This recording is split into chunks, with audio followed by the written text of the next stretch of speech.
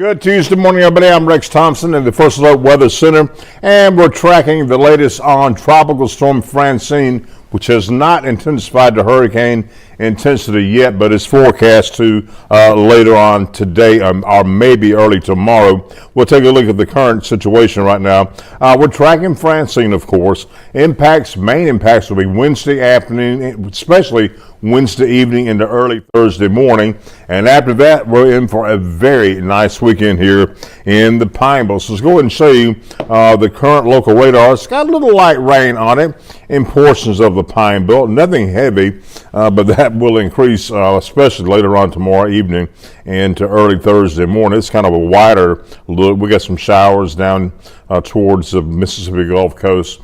They're all around, but here's the main focus. This is Tropical Storm Francine. This is the latest update from the National Hurricane Center. It still has not intensified as far as its strength is concerned. It does appear to me to be, however, getting better organized right here near the central portion of the low. That's where the low is, right in here.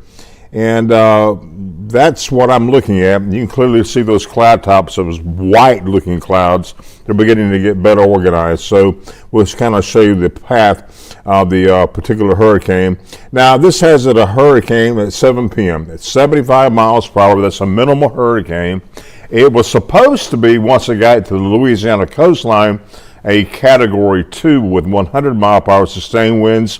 They have backed off on that, and they're keeping it as about an 85 mile per hour hurricane on 7 p.m. Now this is Wednesday at 7 o'clock. This is where it should be. Let me kind of draw this in for you again. This is about maybe, let's see, about 7 p.m. tonight should be right here. About 7 p.m. Wednesday evening should be right there. So that approaches it coming in sometime in the morning, late Wednesday night into early Thursday morning here in the south central coast of Louisiana. And once it's up near Jackson, it'll be about Thursday at 7 o'clock in the morning. It'll have 45 mile per hour sustained winds in it. That still puts us on what we call the nasty side of the storm, or the right side of the storm. Let's zoom in on the track a little closer. Yeah, you can see it near Jackson by 7 a.m. Thursday morning. Wednesday evening, about 8 p.m., right there just to the south of between New Orleans and Baton Rouge. And that's still going to cause some potential problems for us here in the Pine Belt. Again, it has not intensified, but as I just showed you a few minutes ago, it should be a hurricane by 7 o'clock this evening. All right, this is the latest flash flood threat, and this is for Wednesday. That's tomorrow, not today. We're not going to have a flash flood incident today, but we're looking for very likely flash flooding in the area. All the ones you see in the yellow here, I can just name the counties out for you. It doesn't really matter. It's going to be a rain event anyway. Based from southern to central and northern Forest County, all Lamar, all of southwestern portions of Jefferson Davis County, to Walthall County, Marion County, down into Pearl River County and Stone County.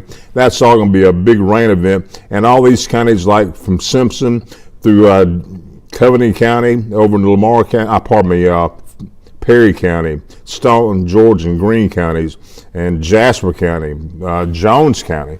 You're going to be getting in on a lot of rain, but fortunately, this is a very fast-moving storm.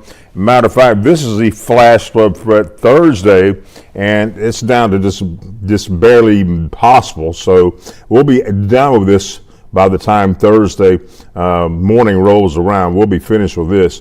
Now, here's a future cast. And it shows the storm coming ashore about when it's supposed to. This is about 11:30 Wednesday evening. We're getting a lot of rain at that point, and probably some very gusty winds. As we move this on up a couple of hours, this is about 2:30 a.m. Thursday morning. We can clearly see the storm is still in the Pine Belt. But watch this. As we get to about 5:30 Thursday morning, it's starting to clear out. It's mainly in our northern counties at that point. And look at this. We're going to be on the right front quadrant. There's no question about that. That's probably going to ensure some brief heavy rainfall, gusty winds, maybe up to 40, 45 miles per hour. The other thing we're looking at are maybe some small spin-up tornadoes. Now, these are not the spring-like tornadoes you get in the springtime, where they're about 2 miles wide, a mile and a half wide.